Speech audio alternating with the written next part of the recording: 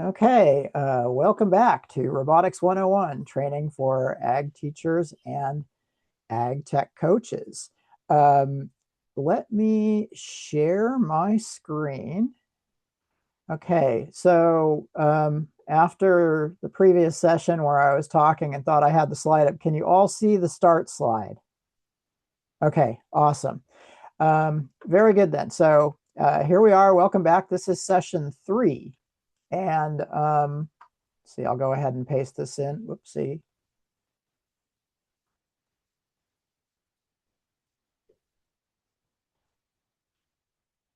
Okay, copy link. And then chat and paste. Okay, so there is a link to the slides. And today we're going to talk about contact sensors. And hopefully you've all got yours built up and ready to test. And then after that, we are going to take a look at light sensing as well. Okay, but starting off with contact sensors. Let's see here. So I believe that you all went through this page as homework. And what that involved in review was, so I pasted in the page link. What that involved was mounting the whiskers to the chassis via the standoffs in front of the bot, and then building the circuit, which incidentally, if we open it in a new tab, you can zoom in. It's not perfectly clear at high zoom, but it's good enough to kind of see, well, this resistor goes into P7, this resistor goes into the socket by P9, and so on and so forth. So I'm going to reset the zoom. And so once you've got that, then the setup should resemble this. And I'm working on another screen to get access to the brightness control for the camera. There we go. Okay, so if we zoom in on this a little bit, what I would like you all to do is to check it against yours. And so what we want to make sure of is, first of all, that if you have, let's go ahead and turn power off if you have it on. So we want to do this with our power 3-position PWR or power switch set to 0 all the way to the left. And then what we want to do is start by checking to make sure if we press the whisker on the right here, that the whisker wire touches the 3-pin header that is connected to the breadboard, really on the bot's left side. So this is the whisker on the right side, but it's going to touch the left 3-pin headers that are plugged into the breadboard. And then the next thing we want to do is try that for the right whisker, which should touch the metal post of the left 3-pin header if we push it. And so what we're doing when we push on that whisker like that is where we are emulating the idea of the robot going forward and bumping into something. And so hopefully it's visible on the zoom that when it does bump into something and this whisker is pressed, that this part of the whisker wire is what touches the 3-pin header on this side. So it's the left or the right whisker and the left 3-pin header that it touches. And then if the bot goes forward and encounters an obstacle on its left, then the whisker wire that's mounted on the right contacts the right 3-pin header. So that's the first thing to check. And if you if it doesn't do that, you'll want to adjust the positions of the 3-pin headers and then the circuit connections as well before moving on. Okay, next up, we'll want to take a look at our circuit connections.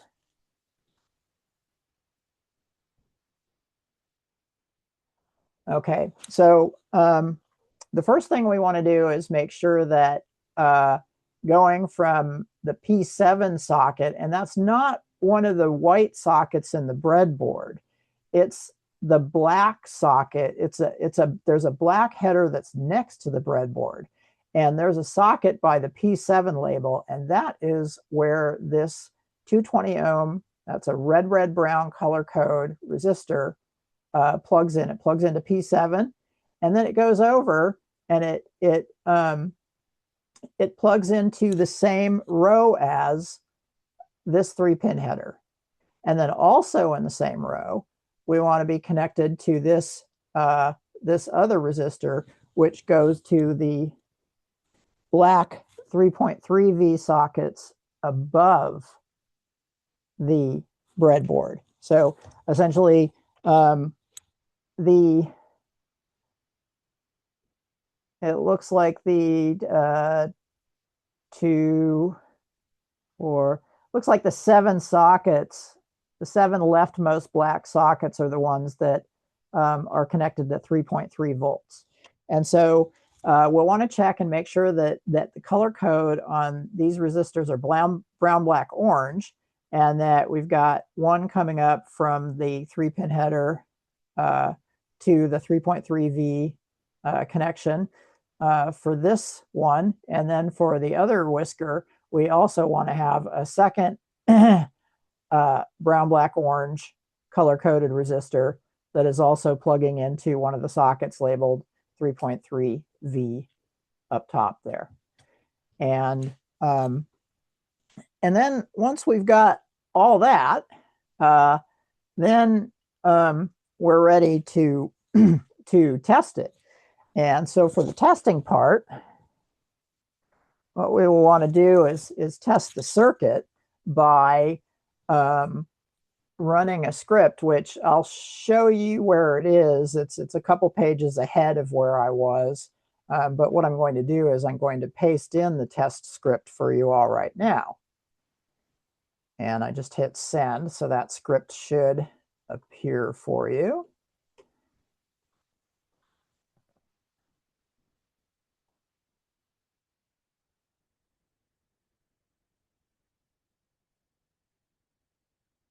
And the idea is going to be I want to emphasize that we cannot just go to python.microbit.org/v/3 and paste it in. We'll want to reopen the microbit or the Cyberbot template file. So for example, if we go to python.microbit.org and paste it in there, you'll see that we get that we get all manner of errors. And again, that's because we need the project, the Cyberbot module to be inside the project. And so that's why, again, we need to go and grab the template folder or file. And I'm looking for a place for any of you who might need it to download it. I don't remember if I had the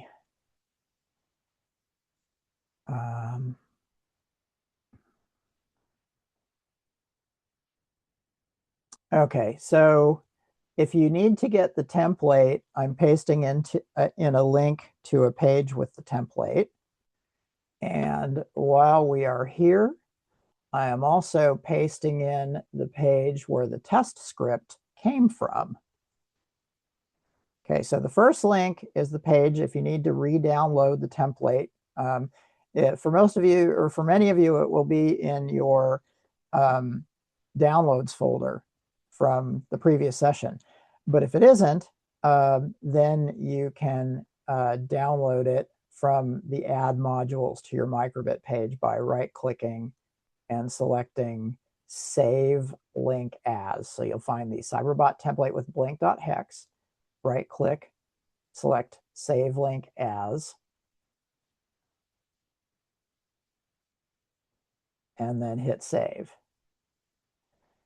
And after you've done that, then go to python.microbit.org/v/3, and I'm pasting that one into the chat right now. Then you'll want to open that template project. So Cyberbot template with Blink, open it. And after we open the template project, then you can paste in the script that I pasted into the chat.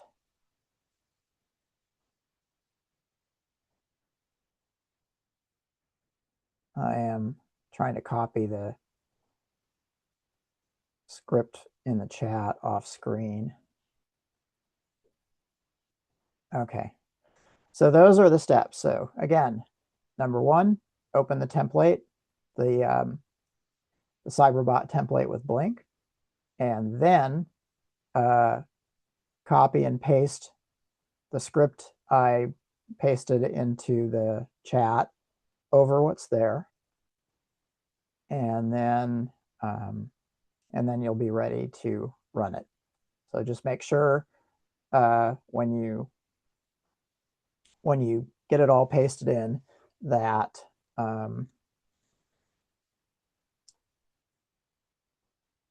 that there are not any red dots along the side here, because those would indicate errors. And once you're sure about that, you can go ahead and turn the power on, and then hit send to microbit. And nothing will appear to happen. So go ahead and give me a thumbs up when you're ready for something to happen. Okay, I got one thumb up, 2, 3, 4, 5,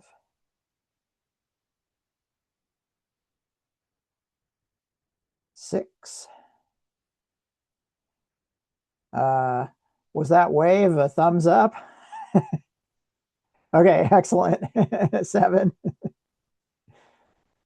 All right. So now that we have it, now that we've hit send to microbit and it's in there,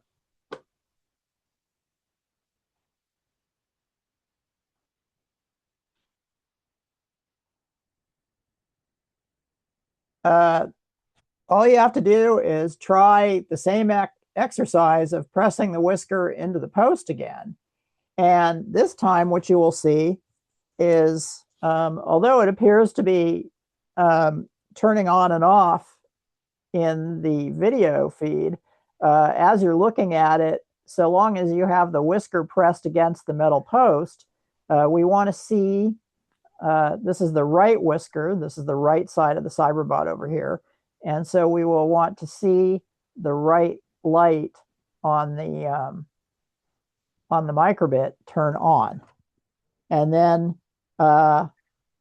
if we press the left whisker, we want to see the left light. I guess if I put it like this, as though we're driving, it's going to be better. So now we see that the left light is indicating that it sees that the whisker is pressed. And then here we have, or I'm sorry, this is the left light. And we can see that the left whisker is pressed. And then this is the right light, or right whisker, and we can see that the right light is indicating that it's pressed.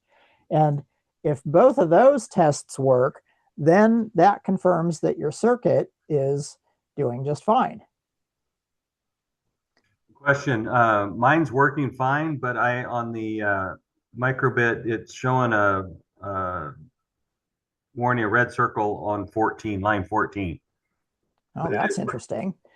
Does line 14 show display.set pixel as it shows here. Yep, exactly the same. Very interesting, but it's showing an error there. Showing an error, but if I do the whiskers, they're working just fine. Huh. I also have the Um, triangles on there for on line 3 and line 6, the yellow triangles, but oh, that's very interesting that it's yellow triangles. Oh, it may be, you know what that is? That is probably, maybe you opened a different file that has, I made that custom navigation program. And so it's probably warnings that that there's another module down in the Cyberbot. Let me see if I can open and find it. Um, is it Nav Basics? Yeah. Remember the maneuver function calls from the previous session? Here's an idea. What if, okay, if I hit send, yeah, there we go. See, now we have that error. So what you have is this Cyberbot nav tools. If you look at your project settings, there's the Cyberbot nav tools. And again, the simulator for the microbit thinks that I've done some things wrong and that it can't run the script. But in reality, the microbit runtime is just fine with it. So even though it looks like we've got some trouble because of that extra navigation module, uh, there's no actual error in the code. okay.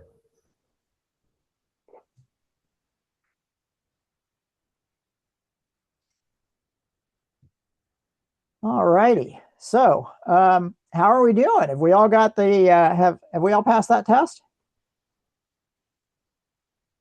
Okay, outstanding.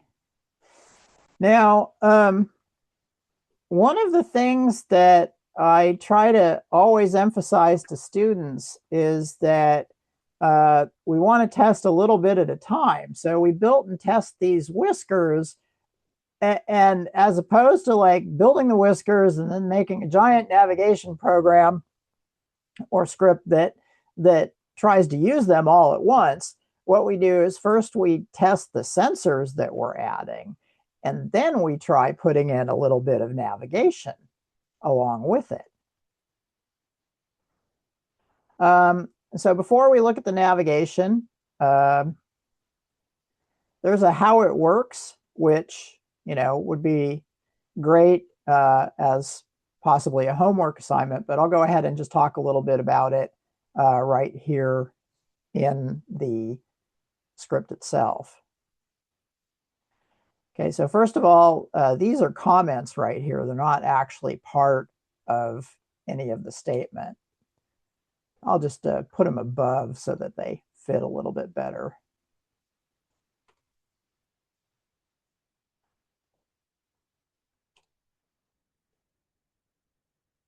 Okay, so from Cyberbot, import star. This is the Cyberbot module, and it does all the low-level stuff to make sure that that what's detected in terms of whisker presses here can be conveyed to the microbit. And so it's something that we don't worry about normally. So we're concerned with our main script, but we have these tools. And incidentally, there is a Cyberbot API, a list of explanations for what you can do with that module. And I think it's called Cyberbot Library site. No.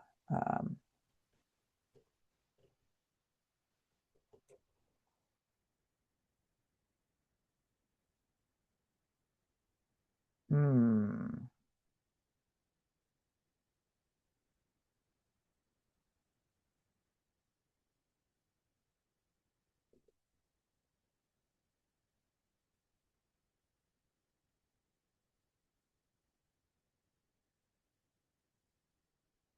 Okay, let's try one more time here.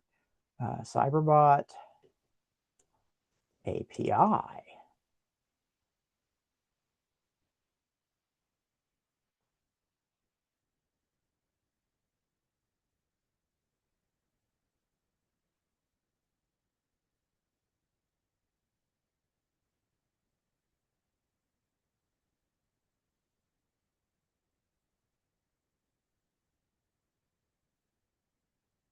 Oh, I apologize. Let's see if we can. You know what? I'm going to have to loop around with the API documentation um, for the library. So sorry about that. I'll find it and give Hey, you a link. Andy, Yes. go back to your Google search. Okay. Scroll down just a little. Okay. Is it in this one? Is it the I don't know. I just know I saw something when I typed it in. It said Python API document CyberPy. I didn't know if that was it. And I didn't see it on yours. So Yeah. Let's see here. Cyberbot. I put a link into the chat that went to the Cyberbot library, but I'm not sure if it's the right. That is almost certainly the right one. Oh. Um, yes, there's going to be a link on this page.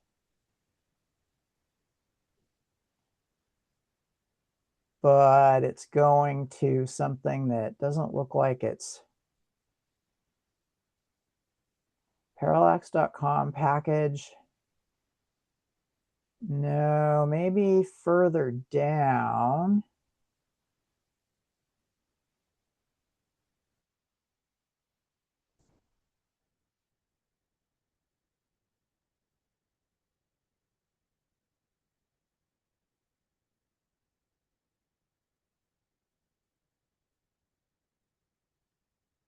Interesting. There really should be a link. Oh, how about Cyberbot library reference? Here we go. Okay, so this is the Cyberbot library reference. Thank you so much. So there it is in the chat. And now where did it go? Okay. So if we look at the script, we might see bot, and then whenever anything's in parentheses, I just say of. So bot of 7 dot read digital. Okay, so if we look up read digital in the library documentation, bot of pin dot read digital, and it tells us essentially which pins we can use, and there's not a lot more. It's just kind of assuming that state is going to be either a 0 or 1. So essentially, when you use this method call here, it'll store a 0 or 1 in the variable named state. Now, coming back to this, bot of 7.read digital is going to give us back a 0 or 1. And see, so this is the whisker that ends up contacting P7. And so the state is going to be 1 when the whisker is not pressed, or 0 when it's pressed. And I'll come back around to why that happens in a little bit. But we get a 1 or 0 stored in this variable named whisker left in response to whether we've pressed, that would be a 0, or have not pressed, that would be a 1, the whisker connected to P7. And then it does the same thing with the whisker connected to P9, and then stores it in a variable with a corresponding name, whisker right. So this is the variable that stores the state of whisker left, and this is the state of the variable that stores whisker right. And then keep in mind that this is all below and indented from while true, meaning that all this stuff is going to get done over and over again. Now, not all of it, I should say, because essentially this is an if statement. It's saying, well, if whisker left stores a 0, then we're going to set a pixel in the microbit display to a brightness of 9. And this is a pixel in column 4, row 2. And that is going to be the 4th column and the 2nd row. So that's basically 0, 1, 2, 3, 4 columns and 0, 1, 2 rows. So that's how we got to column 4, row 2. And the brightness is 9. Now, if whisker left does not store 0, meaning it's not pressed, then it sets the brightness of that light to 0, making sure it's basically off. And then it turns around and does the same thing for whisker right, except for it does column 0. And when whisker right is 0, meaning the right whisker is pressed. Oopsie. Okay, so there's the right whisker pressed, and then here is column 0, row 2. And it's now on. So that is how that test script works. And one thing that I often see students trip up on is they'll forget to use the double equals. Double equals is comparison. In other words, if we say whisker right double equals 0, it means is whisker right equal to 0? If it is, then this whole thing evaluates to true, and this gets executed. If it instead holds 1, well, this statement is false, and so this gets executed instead. And it goes through and it does that. It checks the whisker states. Notice that there's a single equals here. Well, that's because it's taking the result that we get from reading the whisker, get that 0 or 1, and storing it in a value. So that's an assignment. Then with the double equals, it's a comparison. So this is saying this whisker gets this value. If this value was 5, well, it would store 5, but it's going to be 0 or 1. And likewise here. Then again, it's comparing down here, and students will need to remember when they're making a comparison, and the comparison can be greater than or less than, and it'll be true or false. But double equals is the way in code to say, hey, are these two things equal? And if the answer is yes, it turns the light on. If the answer is no, it turns the light off because of the else. Feel free to hit me up with questions at any time as we're going through this.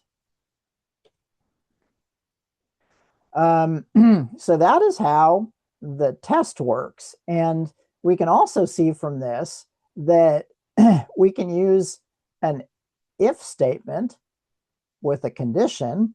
Is the whisker pressed at 0? Then do something. Otherwise, do something else. So what we can do now is expand on that a little bit with a navigation script. Now, this one, I'm going to paste it in and just talk about it briefly before pasting it over. Well, I'll paste it over for you so you can all get it into your robots. So what we'll want to do for this, before running it, we'll want to start by setting this switch to 1. So instead of 2 with both lights on, we're going to set the power switch to the middle position so that only the light above the number 1 is on for power here. That way the bot won't run away on us when we load the script. All right, so I'm pasting the script in, and it won't let me. No, it did let me. Okay, good. Okay, so here is your, I'm getting ahead of myself. We need to save this. So before taking that script, go ahead and copy the whisker detect test name, and then click, nav basics or template, whatever you had for your most recent file name, and make it whiskers detect test, confirm, and hit save. And then that way you'll have a copy of this script in your downloads. After that, we can Control A and paste. Oopsie, I forgot that I need to paste in the code from the script that is in the chat. Control A, Control V. For those of you with Macs, that's Command A, Command V. And we can send it to microbit, but because we have the motors turned off, nothing's going to happen.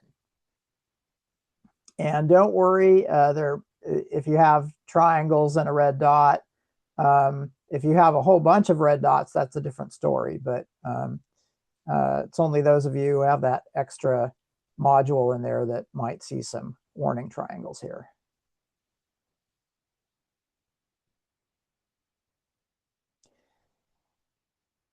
And what I'm going to do in my copy is reduce the speeds so that it displays, so that it doesn't run away from the camera too quickly.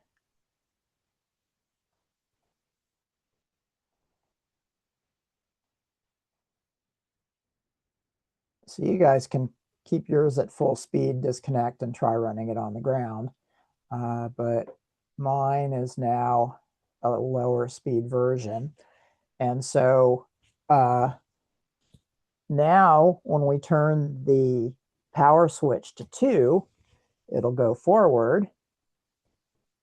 And when the whisker connects with something, it backs up and turns a new direction.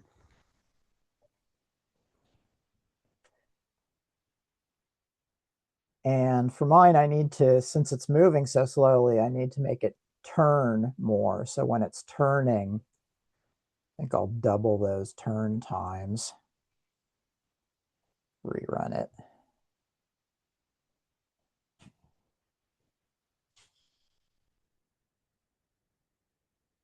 There we go.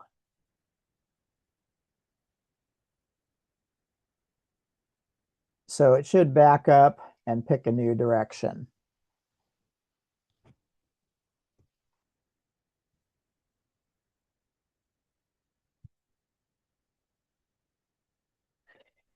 Now, for any of you who want your bot to back up further, on line 9, we have a backwards function that I'm going to talk about shortly, but you can make it back up further by increasing the time it backs up. Or you can leave the time the same and increase the speed that it backs up. And you can go up to about 115. That would be about the top speed. So that's one way to back up further, is leave the time the same, but back up a lot faster.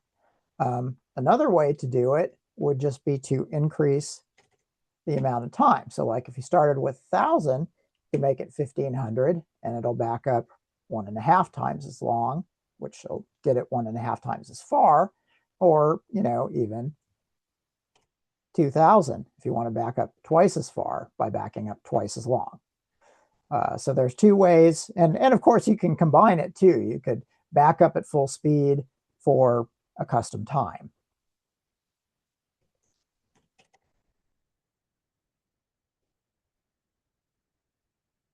Okay, so let's have everybody try this out first, and then we'll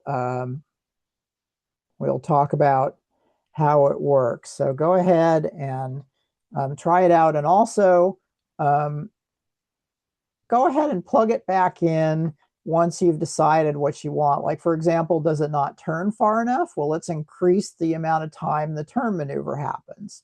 Does it turn too far? Well, let's decrease the amount of time that the turn happens. So go ahead and experiment with this for a little bit, and then we'll reconvene and talk about how the script works.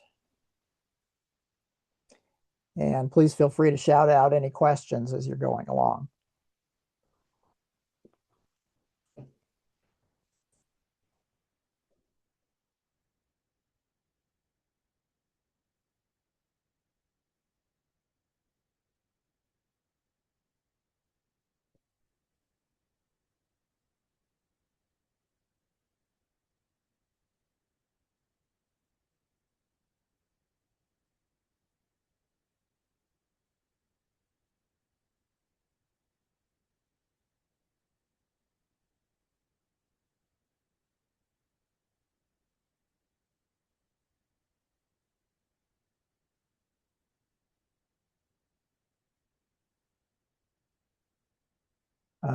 I will also paste the page that this script is on for anybody who might still be trying to copy it from a different computer. I really hope that everybody's on the same computer for Zoom and programming, but just in case, here is the page link, and you can go to that page and you can grab the script straight out of the page and copy it and then paste it into your script.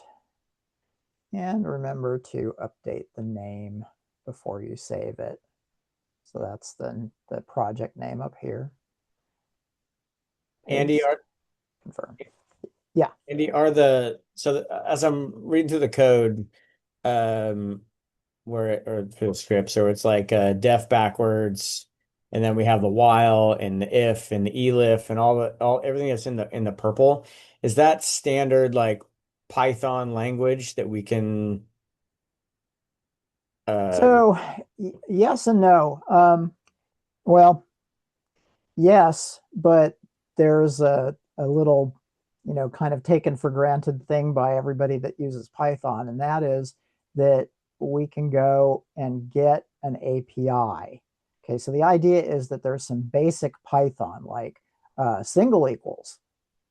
That's Python. While true, that's pure Python. It's at the very root of Python. But Python allows you to go and grab building blocks. And so the building blocks that we're using for this robot are the Cyberbot is the Cyberbot module. And so that's where there's an API that explains, that you can go to look up each of the things. And another example would be like, display.show image.heart.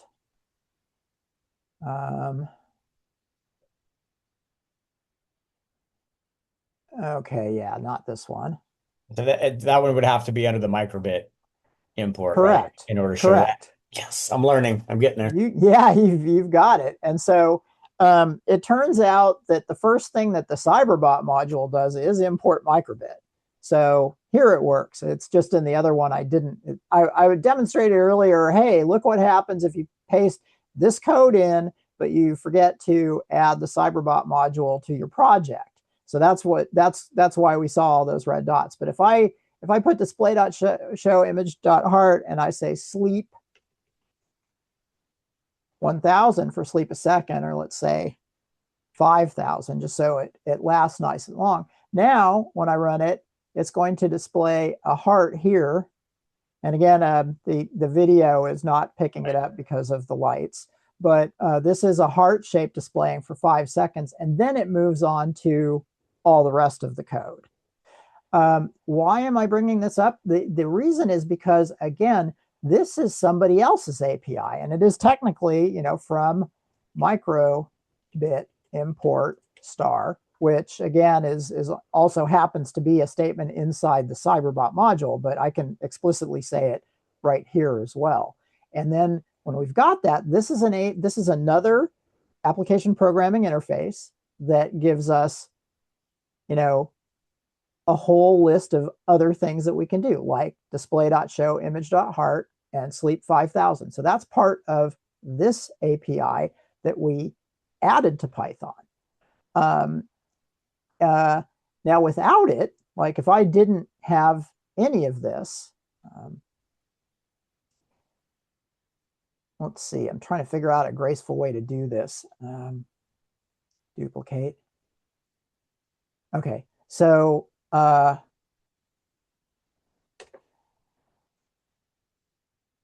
if I don't import either of those modules, I can still say things like x equals 10 if x is less than 11, colon, print less than 11, else print greater 11 or greater.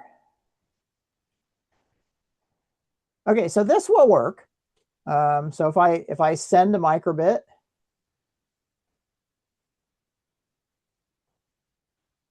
and let's try it one more time. See, it says less than 11. So this is all Python stuff right here. It does not have anything to do with the API. This is pure Python. And we could say while true. And all the indentation. So this is all the root of Python here.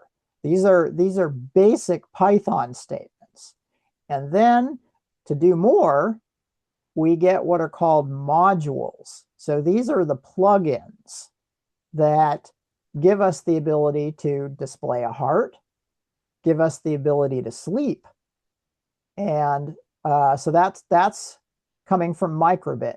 And we can find that, like here is the display API documentation for the Microbit. So this over here is the documentation for the Cyberbot library. And then built into the editor is the documentation for, say, the display part of the Microbit module. Or if we go back, we can look at reading the buttons on the Microbit module and so on and so forth. So those are all built right into the editor. All the from Microbit import stuff has information about it in reference and in API. So this API tab will have even more information about, say, the display object inside the Microbit module, like the set pixel, which I kind of glossed over earlier. Well, here is the information on set pixel. And one nice thing is you can even take it and throw it into the code. Now notice it's not happy because I've called display.setPixel, but I haven't imported Microbit yet. So that's why we get this error here. If I instead take that down there, oh, 1, 2, half brightness. Okay, let's see. It should be unhappy if I put it up above. Nope, my bad. For some reason, it's okay with that. I'm still surprised. If I run this, yeah, see, it doesn't like it. It doesn't. So here's another place where this web editor isn't perfect. It's saying there's not a problem with this, but the Python runtime is saying, well, you know, you didn't tell me about importing Microbit yet, so I don't know anything. On line 2, I don't know anything about display and set pixel. I only know about display and set pixel after I finish importing the microbit. So if I bring it down here,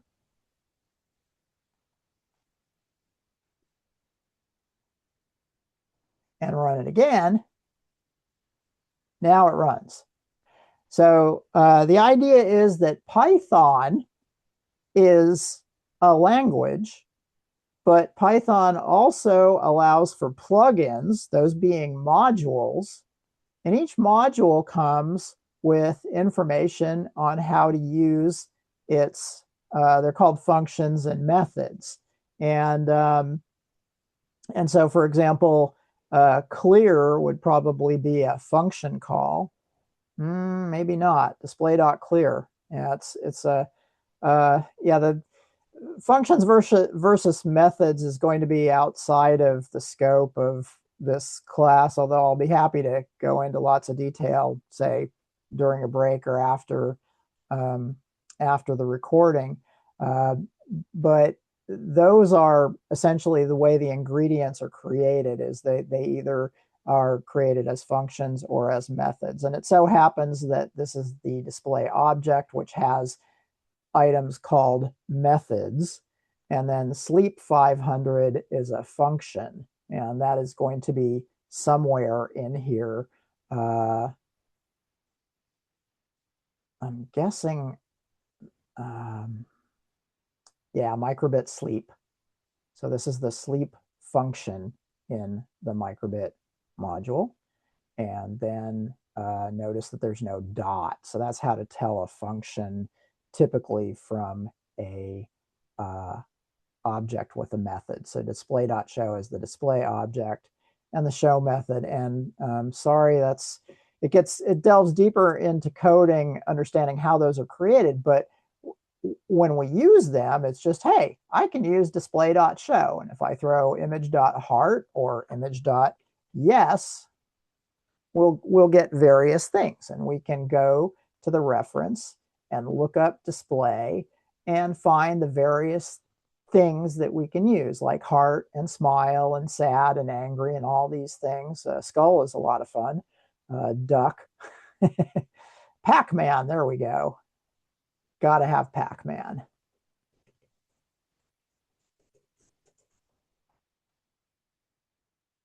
I will paste this into the chat so you can put it at the beginning of your script if you want. See the Pac-Man symbol before your robot starts. It'll sit around and do nothing for 5 seconds while it's displaying the Pac-Man. But so, yeah, is this Python? Is this Python? Yes, it's all Python, and it's the way it's intended to be used. It's just that.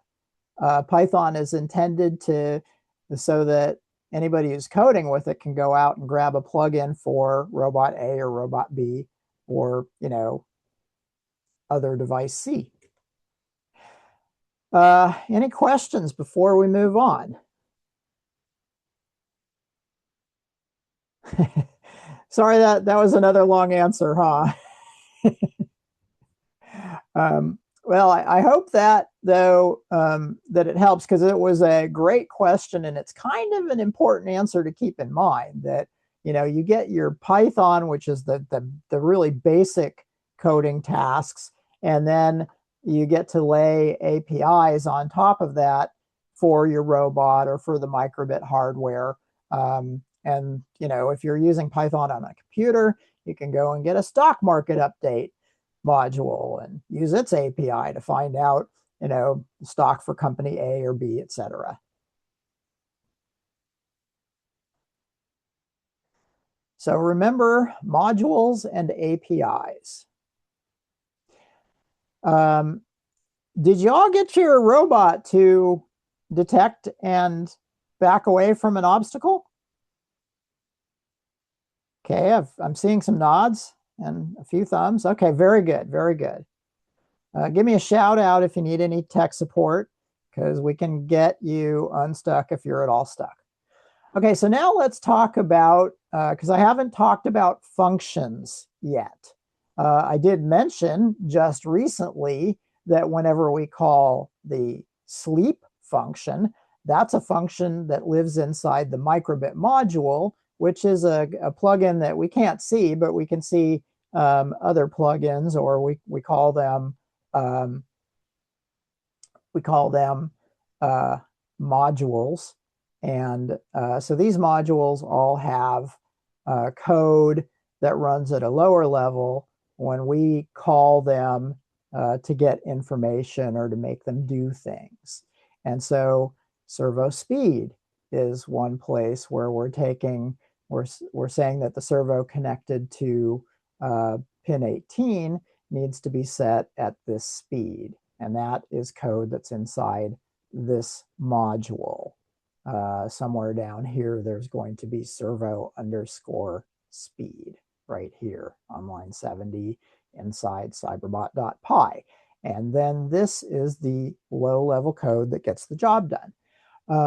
And we can also do something similar called a function inside our main code.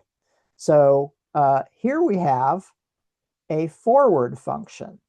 And so down in the what the Python runtime does is it goes, okay, that's a comment. It starts with a $, so I'll ignore it, or a hashtag, depending on your generation. Then it says, all right, from Cyberbot import star. So I'll go to Cyberbot and grab all of this code, and oh, gee, it's importing microbit, so I better grab all of microbit's stuff too. Okay, so it went and got all that. So now it's ready to do everything that's below it. Okay, so the first thing it sees is def forward. Well, it just makes a note of this, that there's a function named forward, and it's got a couple of statements to set the speed below it. Then it sees def backwards, and it makes a note that it's got a couple of functions and a sleep. And for right and left, it does all the same things. And notice, like for turning right, 75/75 is positive. For turning left, 75/75 is negative. And then the right servo, backwards, the left servo is negative, and the right servo is positive for speed. So these are things that we talked about during the previous session in terms of setting servo speeds and getting forward, backward, left, and right. So we're recycling those lessons, but what we're doing is we're putting these in functions. Well, how does a function work? Well, this is similar code. It's still assigning the result of the left and right whiskers to left and right whisker variables. So that's the same as the test we did. Then we get to an if statement that's a little bit different in that it says, hey, if the left whisker is 0, that means it's pressed, and the right whisker is 0, that means it's also pressed. Then call the backwards function, and when the backwards function's done, call the right function. So when I say call the backwards function, what do I mean? Well, what the script does is it sees this backwards function call and says, oh yeah, earlier on, I didn't do anything, but I saw a function named backwards. Let's go find it. Ah, here is backwards. Okay, so I need to make the left wheel back up, and I need to make the right wheel back up, and I need to do that for an entire second. Okay, so a second goes by. Now it's done. With function calls, what happens is it goes and it finds the function and it does the job, then it comes back. So it comes right back to here and moves on to the next line. What's the next line? In this case, it's another function call. So it says, all right, I see another function call. That's the right function. Well, I saw that earlier too. Ah, here it is on line 14.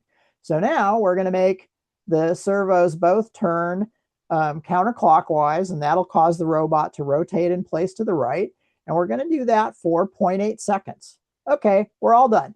Again, the rule for function calls is find the function, do the job, and then come back after you're done. So we will come back after we're done to here. Okay, now at this point, if statements, the way they work is that, especially if you have a compound if statement like this where you have if one situation is true, otherwise if another situation is true, otherwise if another situation is true, otherwise if none of them are true, do this other thing. What it does is it's gone through here, so it's done with the if statement. So it breaks out down to below here and finds out that there's nothing left, but it's all below and indented from while true. So it jumps back up to the top. It reads the whiskers again. And maybe this time, let's say that the left whisker is pressed. So this is 0 and this is 1. Okay, so it goes and checks this. This is not true. So it does not do these two statements. But this one is true, or no, this one is also not true, because this one is checking if left is 1 and right is 0. And what we said was left is 0, right is 1. Okay, so it skips this too, because it's not true. This is actually 0 instead of 1, and this is actually 1 instead of 0. Okay, so let's check the next scenario. Oh, look at that. That's true, because we pressed the left whisker. And this is true because we're not pressing the right whisker. So again, now we have function calls. So it goes, finds backward, does the job, comes back, finds turn right, does this job, comes back, goes to the end of the compound if statement, says, oh, we need to repeat the while true loop, and checks the whiskers again. So that's what happens hundreds of times a second if you, or well, no, probably about 30 or 40 or 50 times a second, really, because every time through it's going to call the forward function if no whiskers are pressed. So this would be the both 0, both whiskers pressed. This is right whisker pressed. This is left whisker pressed. Okay, so if none of these are true, none of these combinations of whisker pressing are true, it means no whiskers are pressed. So we could even say L if, oops, whisker underscore left is 1 and whisker. Okay, so this will do the same thing. It's just I this time explicitly stated that last possible combination of two 1s or 0s that we might get. So, and so when they're both 1, neither whisker is pressed, it goes forward. Well, what is forward? Forward is actually just setting the speed, but not sleeping at all. So it sets the speed to forward and takes no time and goes back and rechecks the whiskers. And in case you're wondering why we don't spend any time going forward, is because it will go forward 1 notch at the speed of 75. And if we check the whiskers again and none are still pressed, it'll call forward again and it'll set the speed again, and it'll go, another small time increment forward. And if you think about it, the reason we want that is because if we slow it into slow motion, it checks the whiskers to make sure they're not pressed and goes forward at 75, checks the whiskers to make sure they're not pressed and goes forward at 75, checks the whiskers, goes forward at 75, checks the whiskers, go forward at 75, and eventually it runs into an object. And then at that point, inside this loop that gets repeated over and over again, see, this is the right whisker. So now the right whisker gets a 0. Left whisker still gets a 1 because it's not pressed. The right whisker is pressed. This gives us a 0. That goes in here. Well, whisker left is 1 and whisker right is 1. So it calls backwards and then it calls left. And then it breaks out and it's far enough back from the obstacle and turn to the left. So now it's going to go a different way and it'll miss my hand. So that is how that works, is these functions are reusable pieces of code. And if you think about it, backwards here. So this is 3 lines of code. What if I instead, if I instead replace backwards here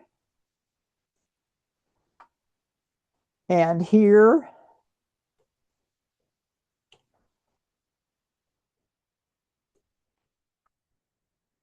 and here, wow, my program just got kind of bloated, overly long, because I'm not making use of the reusable code. So for every one of these 3 lines, to make it go backwards, instead of 3 lines, I can just have a function call named backwards that goes and does those 3 lines and then comes back to my main thread. So that is the idea behind functions. Functions are things that are called, and by a function call, it means go there, do the function's job, and come back when you're done. All right, so with that, let's go ahead and start the break, and let's resume at 4 minutes. So right now it's, well, let's go ahead and just resume at like a couple minutes before 5. How about that? Okay, welcome back, everyone. And so here we have left off with the roaming with whiskers. So we did some testing, and then we added the navigation routines that we experimented with in the previous workshop session, and demonstrated how we can make those reusable by sticking them in functions. And then instead of calling these 3 statements, we can just call this function by using its name and the parentheses down in the script. I would like to also mention that functions can also receive values. So like if I put this maneuver function, if I were to add this maneuver function to my main code, this has slots for 3 values: speed right, speed left, and time. And so I could say, okay, well, I'll just call the maneuver function here. Let's do it before we go into our whisker checking loop. So maybe I'll just want to turn in place for a while. So I could say maneuver, and 100, 100, and 3 seconds. Okay, and so now this is the first statement, because again, these are functions, so it doesn't do them when it sees them. It just makes a note that they're there. And when it gets to maneuver, it says, ooh, look, I see maneuver. So I'll grab this list of values, and I'll jump up to the maneuver function, and then I'll set VL to 100 and VR to 100 and T to 1000. And then the maneuver function does some stuff that, basically if we said none to stop the servo, that would be a problem. But if it's anything other than none, the left side needs to become negative, because remember, the maneuver function from the previous session had positive numbers for forward, whereas if we're at the lower level here driving the servos, this is counterclockwise and this is clockwise, and that's what needs to happen for translation forward. But this maneuver function is all set up so that it flips the sign of this value so that we don't have to when we call it. And that's why this would be forward at 100 out of 115.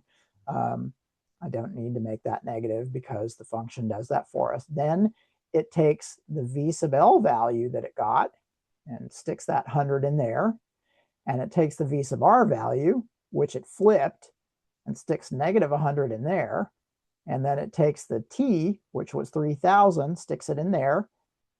and does that maneuver, spinning in place in this, or no, I'm sorry, going forward for 3 seconds.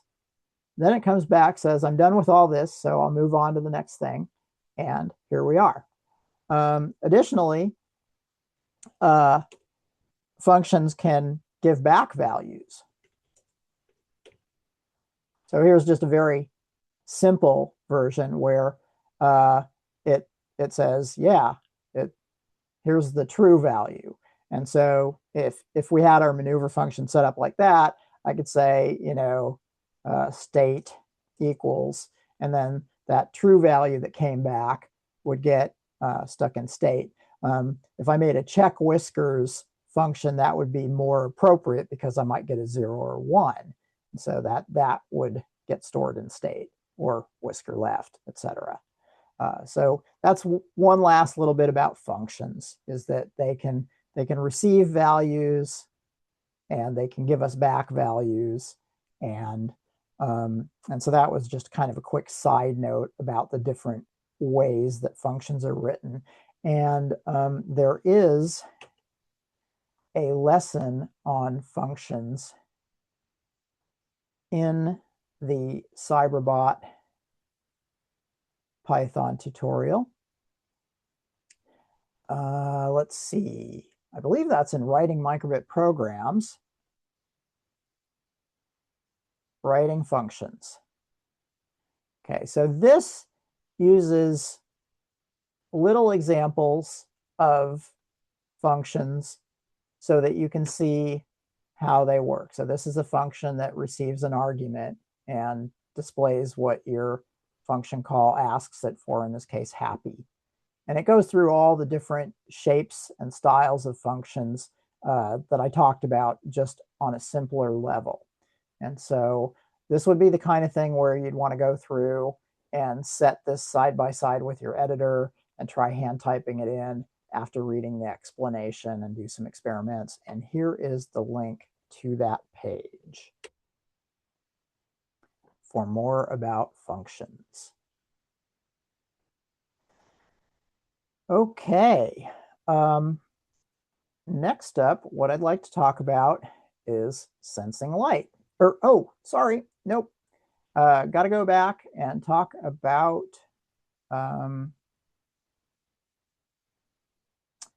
navigating by touch.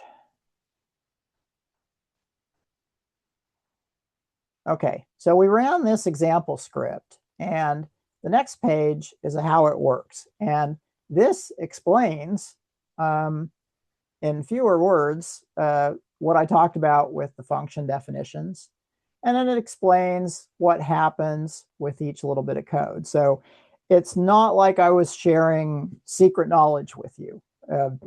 It's a kind of an important point that the information is that we put the information here for you. And I think Arv will also try to emphasize that they've got information for you to use. And yeah, you'll get stuck along the way, and you'll probably have to give Arv, quite a few phone calls. But given the cost of their robot, they better take the calls. All right. So anyway, here is a rundown of what I just explained. And then there's an escaping corners part, but I would like to backtrack just a little bit and talk about the whisker testing. Here we are, how whisker switches work. Okay, so this talks in more detail about, and remember there was the return value that I talked about where I said return true. Well, when you say bot of 7.read digital, and then a couple of an opening and closing parentheses, if you have not pressed that whisker, it's going to give you 1. And the reason for that is because, remember that 10K resistor, that brown, black, orange resistor that was connected to 3 volts, and then to the 220, and then to the P7 socket on the breadboard. So that is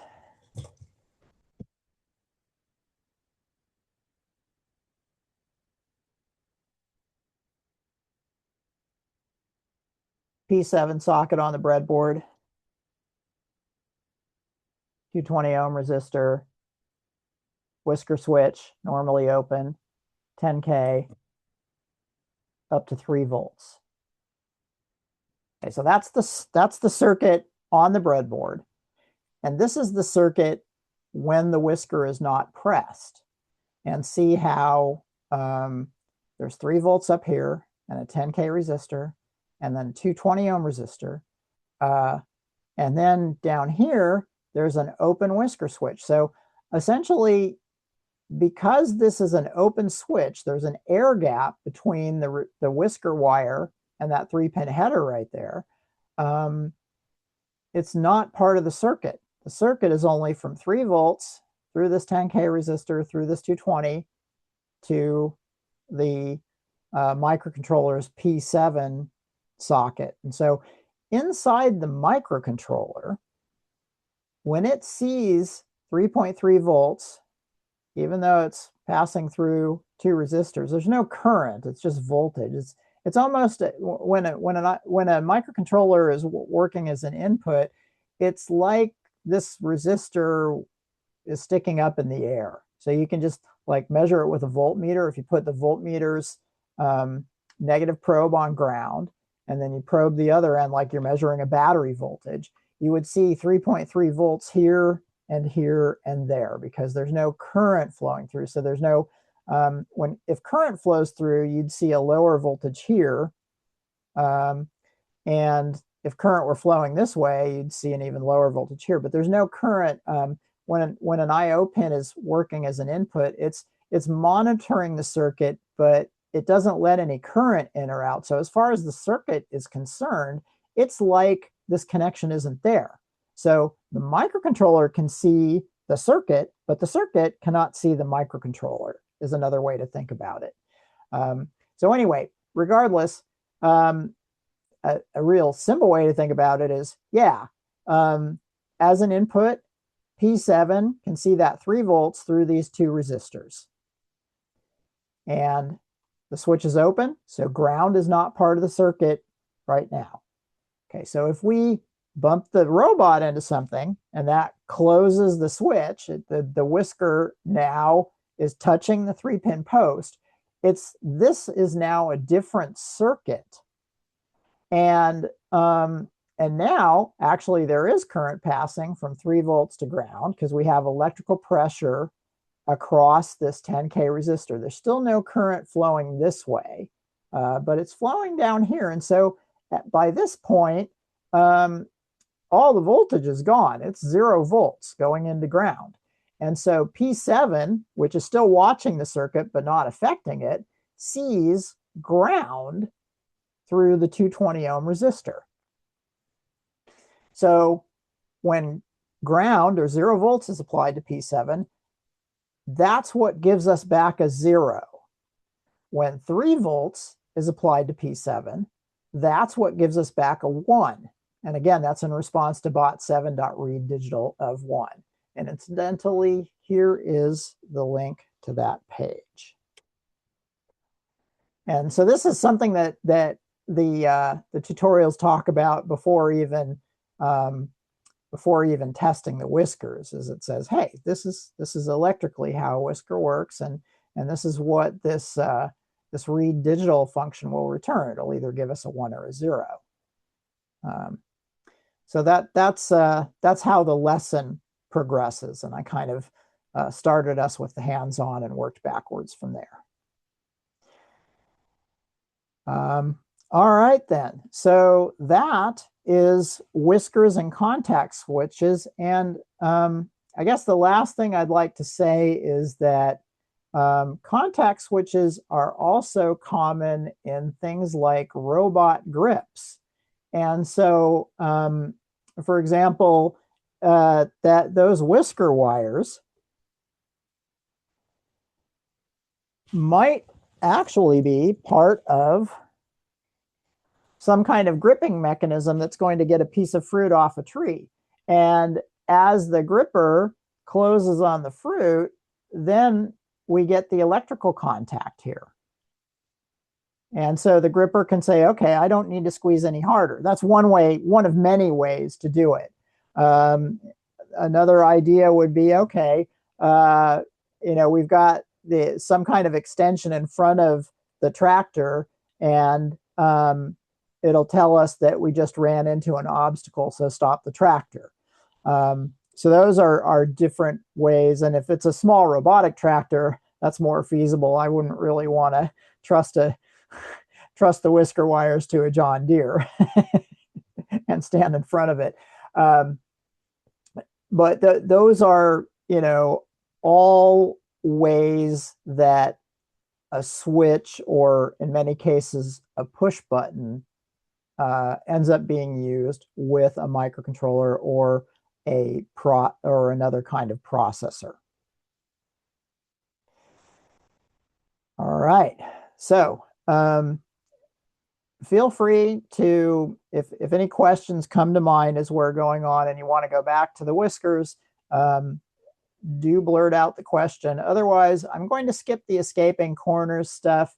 I guess I'll just say that it's a longer program because it's counting the number of alternating whisker presses and then deciding after the fourth or fifth one that we're stuck in an endless loop of a corner where we're, avoiding that wall and then avoiding that wall and then avoiding that wall again. And so that could go on endlessly. And this is just a modification where we're still reading the whiskers.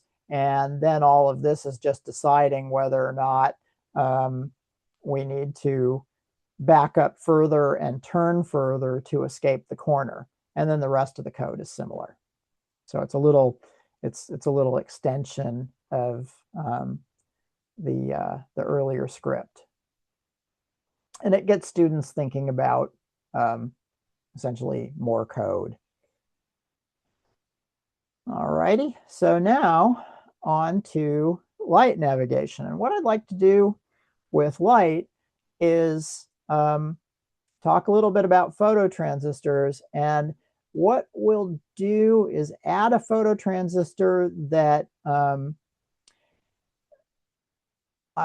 in the interest of time, I want to skip the example. I'll show you what the chapter ends up working toward. And that is that if we turn on the flashlight, the robot can follow the flashlight. And it can also shy away from light sources with a little reversal of, some of the reasoning inside the script. And so that's what the chapter gets us to in the end. But for the purpose of farm robotics examples, there's a example earlier on in the chapter that just talks about detecting whether something's above or below a brightness threshold.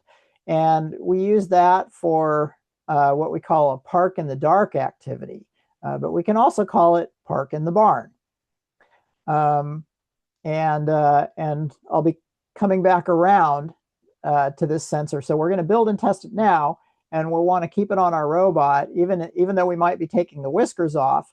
We'll want to keep the light sensor on the robot for sure. So here is a little rundown about our light sensor. Our light sensor is called a phototransistor. And a phototransistor has two pins, one for supplying a higher voltage and another for supplying a lower voltage. It has a third connection. And if it were a regular transistor instead of a phototransistor, this would be an electrical connection, but it's actually a little solar collector or an optical connection. And so this third connection, this one called the base, is underneath the lens or dome on the top of the phototransistor. And the way it works is if more light hits the base of the phototransistor, the solar collector part, that feeds more current into the transistor part that's inside here. And with that small amount of current going in because of the light, it allows a larger amount of current to come in the collector and then back out the emitter. And so as the light gets brighter, this will permit more current through. And if it gets even brighter, it permits more current through. If it gets dimmer, it permits less current through. So the electrons per second are going much more slowly through the thing. And now we know how it works. We can build this up. What I would like you to do, though, is take all these rows right here and move them down to this part. And we'll put the phototransistor right about here. And then this little wire will go there. And then these wires will, this resistor will go down here. So what I'll have you do first is collect parts. So you'll need the phototransistor. I'll show you these parts.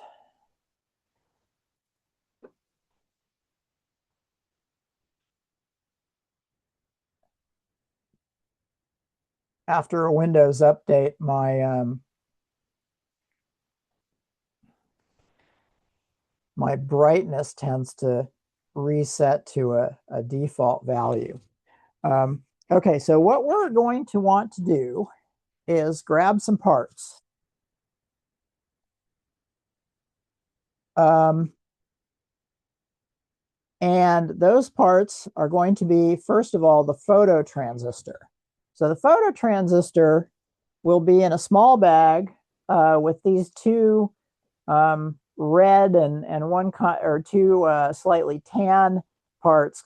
They're called capacitors. We're not going to use those. We would be using these if we went to the full navigation part, but we're going to just look for a light and a dark threshold by using these phototransistors right here. So I'll take it out of the bag and then give you a close-up of what it looks like.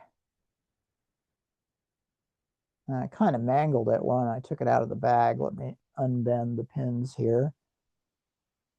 Okay, there we go. Okay, so let's zoom in on this.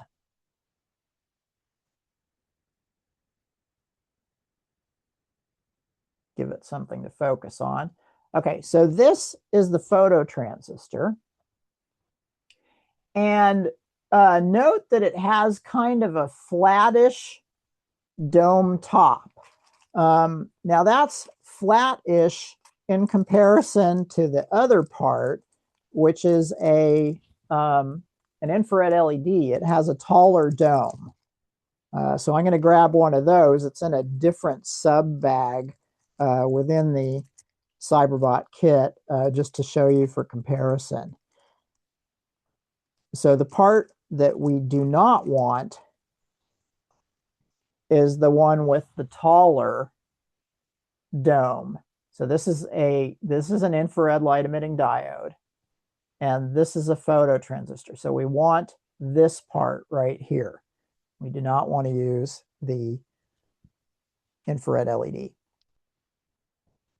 Okay, and then what else do we need? I saw a couple of brown, black, red resistors, and we'll actually want to have a variety of resistors because we'll be tuning our detection circuit. So I'm going to bring out the red, black, red. That's going to be 2 kilo ohms. And the brown, black, red, that's going to be 1 kilo ohm. And probably the brown, black, orange, which will be 10 kilo ohms. So I'm still working on finding some of these. Looks like our 1K and 10K are together. Okay, so I'll put those so that their color codes go from left to right.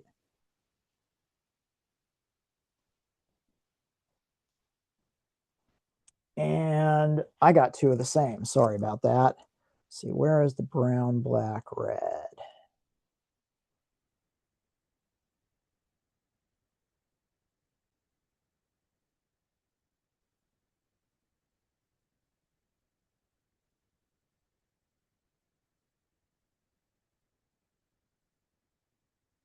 Okay, here is brown, black, orange, which we will need. And then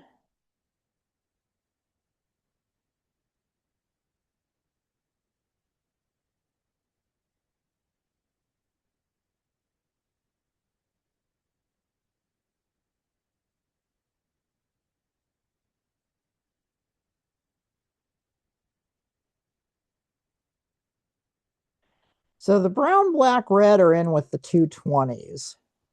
So if you see a bag with a bunch of red, red, browns, and a few red, red, reds, there's also a brown, black, red in there.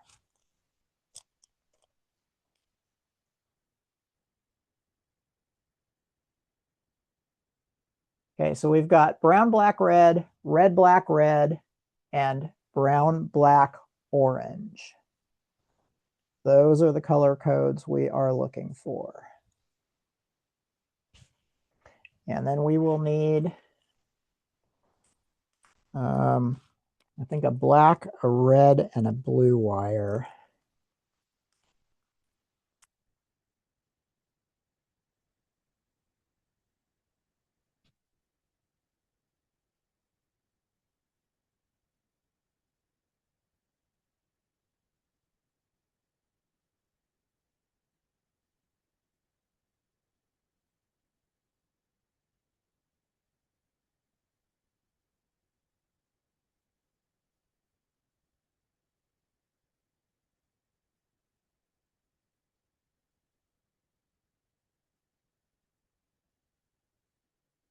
Okay, so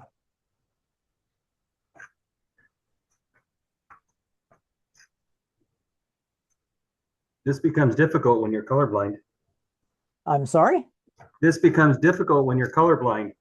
It does. Do you have an iPhone or a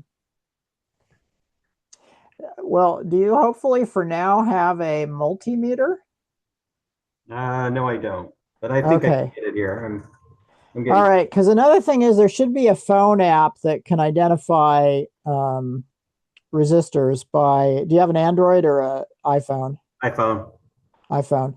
So I'm not sure off the top of my head, but let's see here. iPhone resistor color code reader app.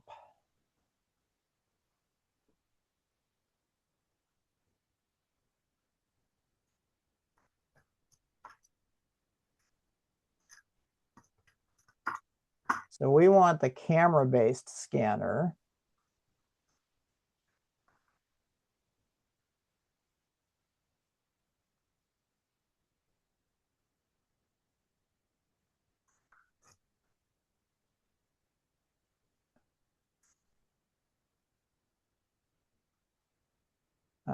So yeah, I'm just gonna put That's okay. the, I'll look it up. I'll make do. sounds good.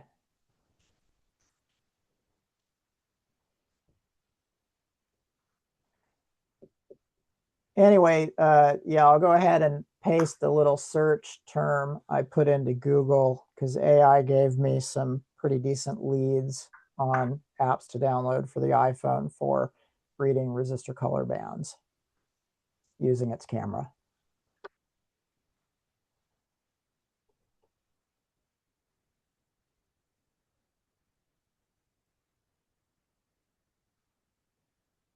And let's see here, I'm going to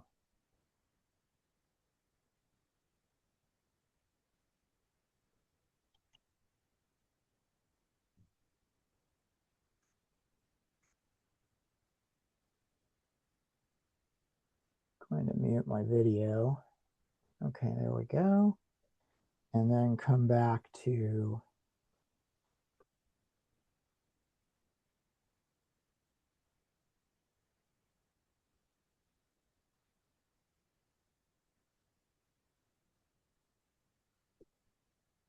okay. So here we are with our parts. Are we all good? Have we found these? I see one head down, so I'm assuming you're still working on it. Okay.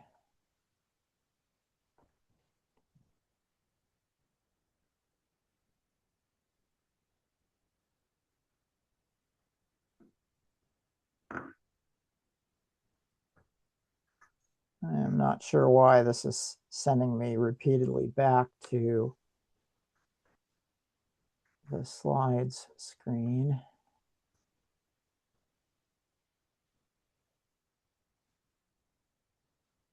Okay, so here we are back at the components, and going to run back here and check the schematic. Okay, so we didn't need the black wire. And so I'm going to build this, but I'm going to build it so that we don't have to take apart the whiskers. So it'll be the same schematic, it'll just be in a different spot on the breadboard.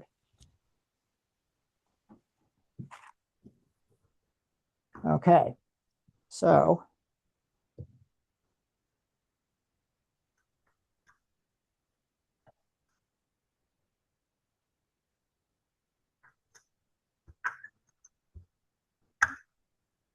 okay, so that looks, I think that'll be pretty clear on your computer screen. So what we're going to do is we've got our photo transistor here, and we want to have our the longer photo transistor leg be closer to the top of the board, and the shorter one is going to be closer to the bottom of the board. And we'll go ahead and put it in right here. So again, the higher of the two rows where I'm plugging it in is going to be the long leg, and the lower of the two rows will be the short leg. Does everybody see that okay?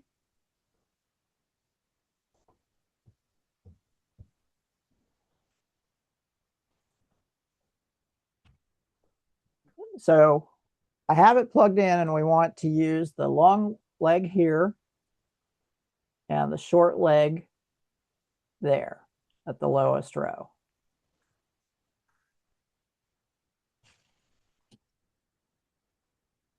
All right, then I'm going to take our middle value, our red, black, red, our 2 kilo ohm resistor, and I'm going to run that from the bottom row to AD2.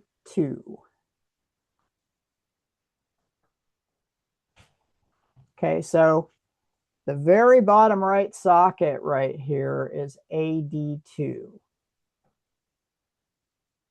And yeah, I'm not crazy about that because that's awfully close to the whisker wire. No, it's not going to touch it. Okay, so I think we'll just switch it to AD1, and I'll update the program. So we're going to put the resistor lead into AD1, and then put the other resistor lead in the bottommost row along with the short lead of the photo transistor. So now we have, oh, darn it. Okay, I totally did all this wrong. Sorry about that. Let's try again. We're going to take the wire here, and we'll just put that into AD2 because it is insulated.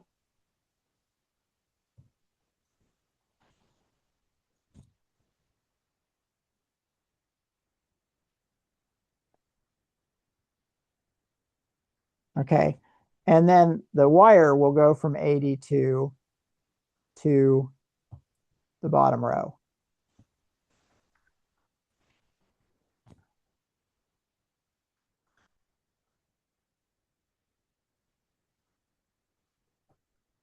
Then we'll take that red, black, red resistor that I mentioned earlier, and we'll also run that from the bottom row, but we'll plug it into GND. And by the way, it's best to turn your power off while making circuit changes.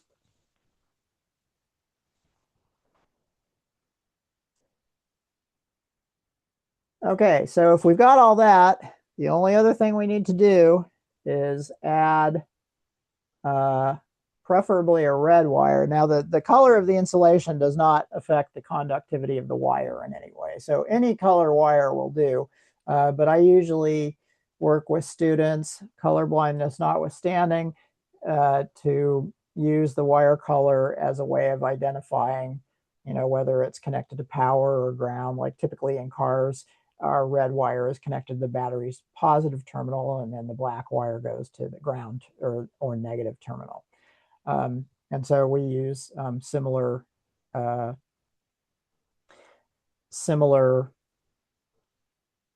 convention here with the Cyberbot. Okay, so the last connection is the other end of that red wire, and that's going to come up to the 3.3 volt sockets, and just plug it into any one of those.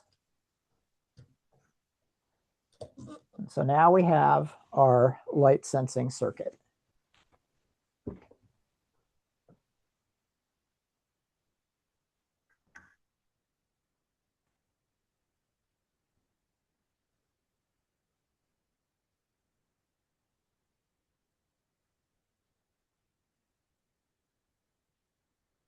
And remember, the short pin is going to go down with the wire that's connected to A to D2, A/D2. That's the bottom right socket, the one that's in the black header below the white breadboard. Then that goes to the bottom row. Also in the bottom row is the shorter of the two pins on the photo transistor, and one of the pins on the red, black, red resistor. And then that goes, the other pin goes to ground. Then the longer pin of the photo transistor plugs into the third row up. And then in that same row, we'll take a wire and run it up to the 3.3 V sockets.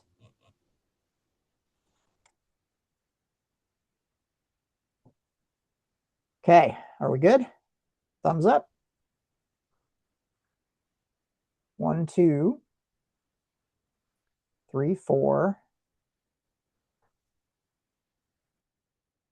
5, 6. Good job, everyone. 7. Okay, give me a shout out if you need any extra time. Otherwise, we're going to continue. Incidentally, the shorter pin also has a flat edge. See that? So this edge right here is flat, and then the rest of it is rounded. Okay, so now we can try out a script to measure the voltage that photo transistor creates, and A/D2 is going to take an analog measurement, and then the script is going to use some math to convert that to a voltage measurement. So here is the script for you to try in the chat. And then remember, before you paste it in, let's save our work from the previous script. Okay, so roaming with whiskers, make sure you've got your name there in this part, and then hit save. And then after saving, go ahead and paste over with the new test script, and then hit send to microbit.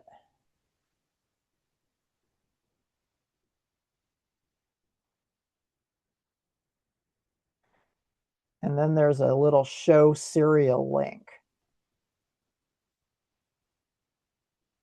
And none of that will go until we turn our power back on.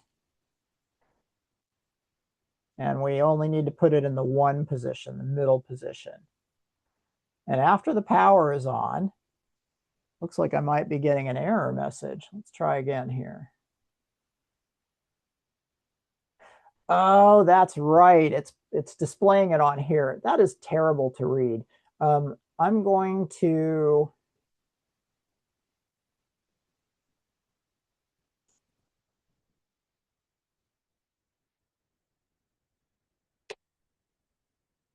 just a sec. I'll make this better. Print volts, colon, comma, volts. Okay, let me test this real quick and I'll paste in the updated version for you. Okay, that's better. And so now if I cast some shade over this, see how the volts drop? Then if I take it away and put it back under the light, the volts go up. And one thing you can do is if your phone has a flashlight app, so there's my flashlight on the phone, you can put your phone up close to it and you'll see the volts increase. Then you take the phone and bring it further away and the volts decrease.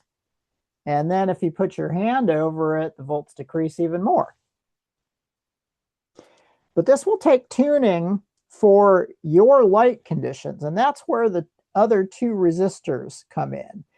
If I actually got really lucky because I chose the red, black, red resistor, and in my office, it just so happens that the voltage is in the middle of the range.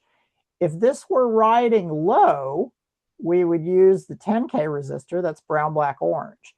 If this were riding high with no light changes, we would use the smaller brown, black, red resistor. That's the 1K.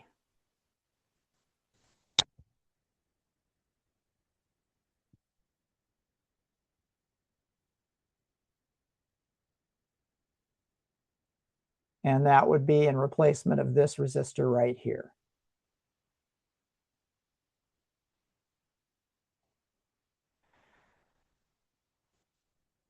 So is anybody getting a visible, oh, I'm sorry, I didn't paste this to you.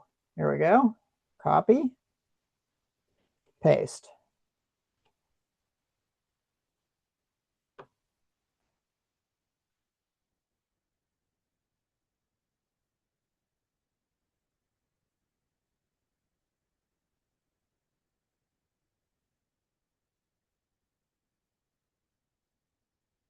So Andy, I'm getting a lower voltage reading.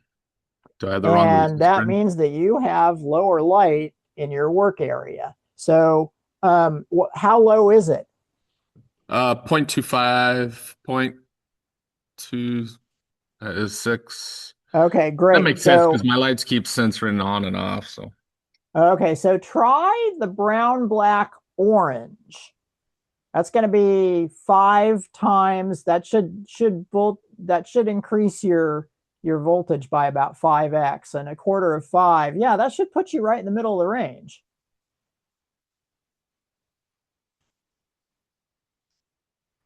Same current, higher resistance, and the equation is V equals I times R.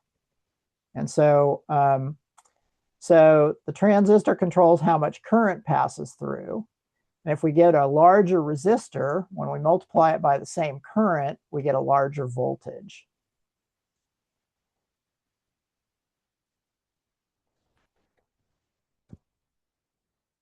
Anybody getting a too high voltage? Because like I said, about 1.6 would be right in the middle of the voltage range. But anything between 1 and 2, if that's the resting state without shade or light, that's probably good. And so that's what we're going to use our resistors to try to tune. So these other 2 resistors here, again, brown, black, red.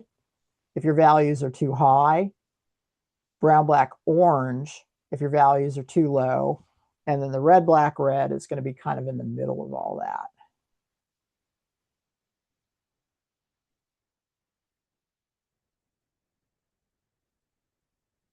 And then when you cast shade, you want to see the value drop. And if you shine a light on it, we'll want to see the value increase. I noticed that mine actually, when I use the flashlight here, it pretty much saturates up to close to 3.3 volts. Doesn't seem like it's going to climb any higher than that. But as I move the flashlight away, the voltage drops.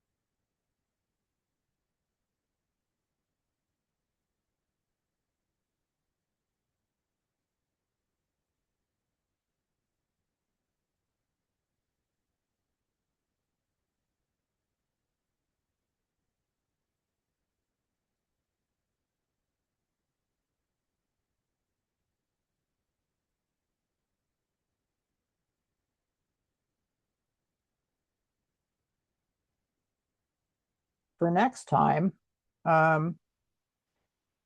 this is just an example of what we're going to have you make using some paint and some poster board. Now, it won't need to be this fancy at all. I'll send you a simpler design, although this is a really cool course that will work well with the Husky lens. But we're going to have, without the yellow lines and without the blue line in between it, we'll have you paste a couple of, or tape a couple of pieces of poster board together and then paint a stripe that's about, I think it's going to be about 3 inches wide and in roughly the same shape. And we'll have you, we'll want to have you have that ready for Monday's session.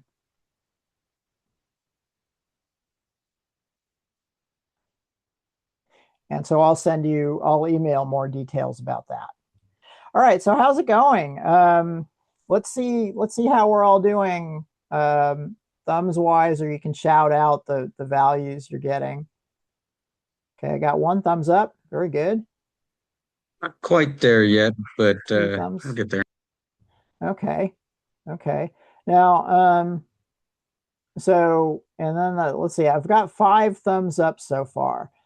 So Ernest, how is your overall voltage, or are you still working on 6 thumbs up, or are you still working on getting the circuit? I'm still working on getting the circuit right. Okay. So feel free to email me if you want to talk about this in a while. So I'll, just basically any time between this and the next course. Awesome. And so what we can do with this now, and we'll do this next time, is we'll take this voltage and we'll add one of those if statements, and it'll be something along the line of if volts is less than 0.75, let's see, baud of 18 dot servo underscore speed of none.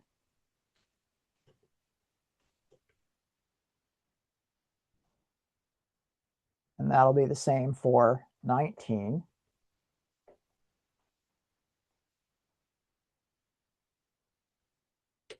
Otherwise, And we'll take these two servo speeds again. And I'll just go forward at 35 here.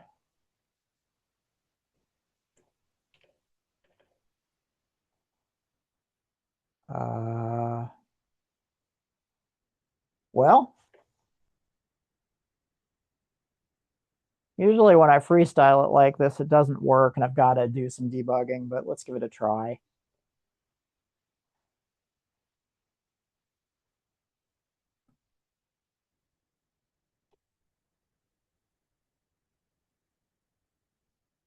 Okay, so I'm going to have my, let's make sure that, yeah, so if I cover the photo transistor, it goes below 0.75 volts. Okay, so it should go forward. Well, if I turn on, and then, yeah, okay, so that's good. So you see it's going forward, but when it gets under the roof of the barn, if it's a tractor, it detects that the light has gone down and stops. See that? And if you want to try that out, and you might need to adjust the values for your own, but let's just give that a try real quick for anybody who's got enough time to hang out for another couple minutes here. Here is that script.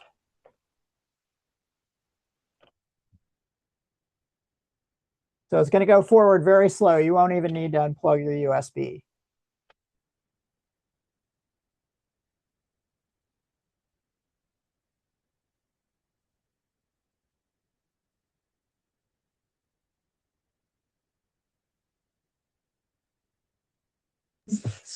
To hop in, figured out my problem. Classic troubleshooting step. Is it plugged in? Ah, yes. Did you turn it on? Exactly. That's the first thing that you check, right? Yeah, you know, we had this tech who would come to me every once in a while and said, I had another engineer with 25 years experience today, and he told me that I didn't know what I was talking about. And I did finally get him to check the batteries, and sure enough, they were dead. Classic. Yeah. My voltage is real low. Did you say go to which So if color your resistor? voltage is low, go with the brown, black, orange. Brown, black, orange. Okay. So replace the red, black, red with brown, black, orange. Hopefully that'll bring it up. And then you'll need to set a threshold so that when you cast shade with your hand, it'll be below whatever value you've got as normal.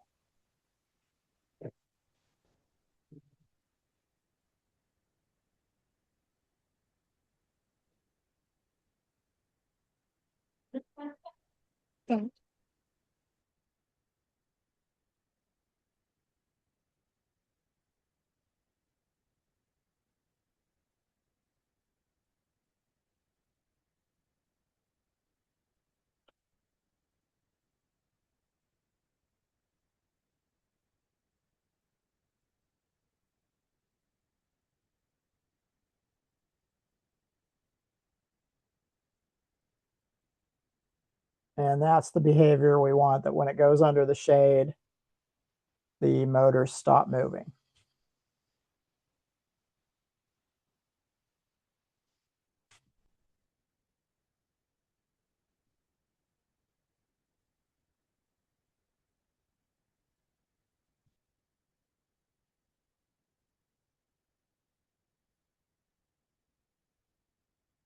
Okay, has anybody got that?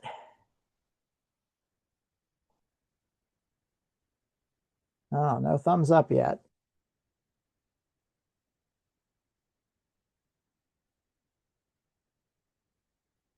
Oh, 3 thumbs up. 4, 5. Way to go, folks.